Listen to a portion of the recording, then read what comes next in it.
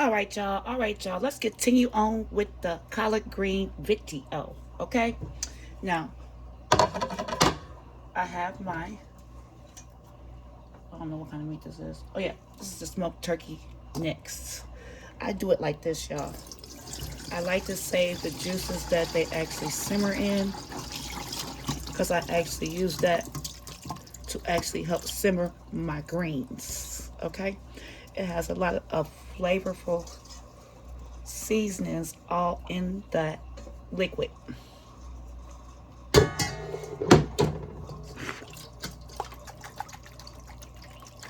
Shake it like that. Let it all drain off.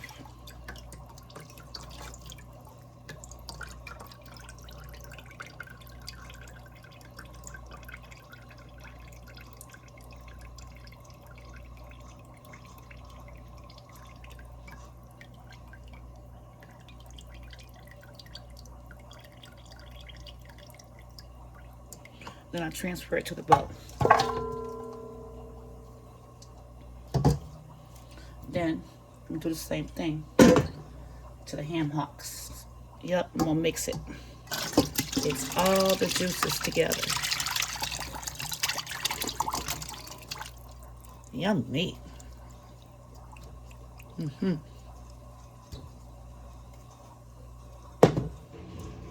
Drain it as well.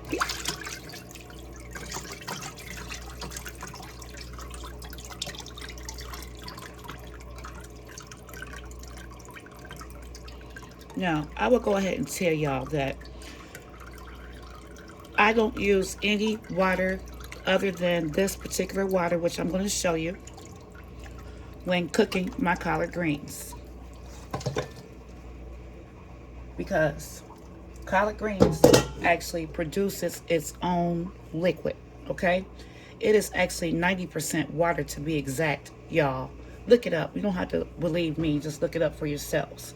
It is 90% water. That's right.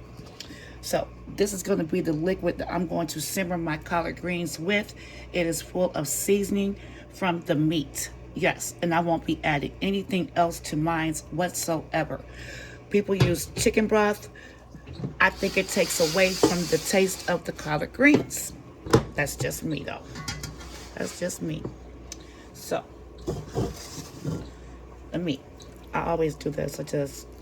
I wear gloves when I do this because, I like to save my bones from my garden. Yes, I do.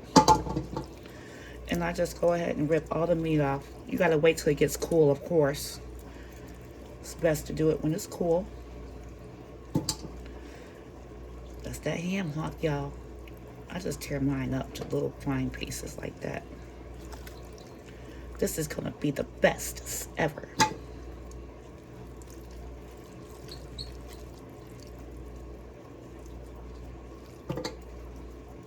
Just make sure you get all the bones. That's all. Run your fingers through it.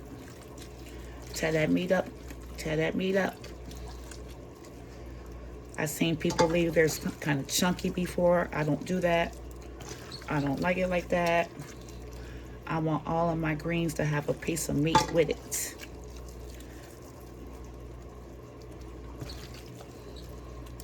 Now, this particular meat, you could use it for other stuff like cabbage, green beans. What else, Felicia? I'll think of more dishes you could use this meat with in a minute.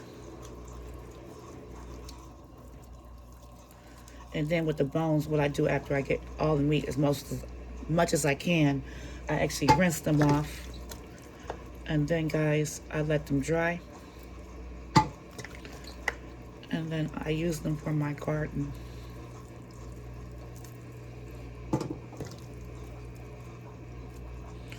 It's kind of like bone meal. That's what I would say. It's bone meal. But I'll save that for my gardening channel.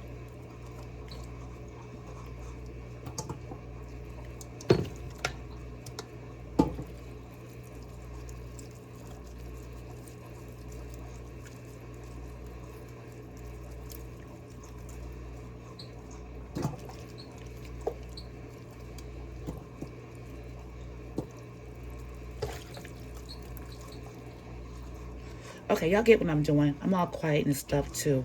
So I'm not going to keep you guys, okay? I'll be back when I get ready to add this to my greens. Okay, peace.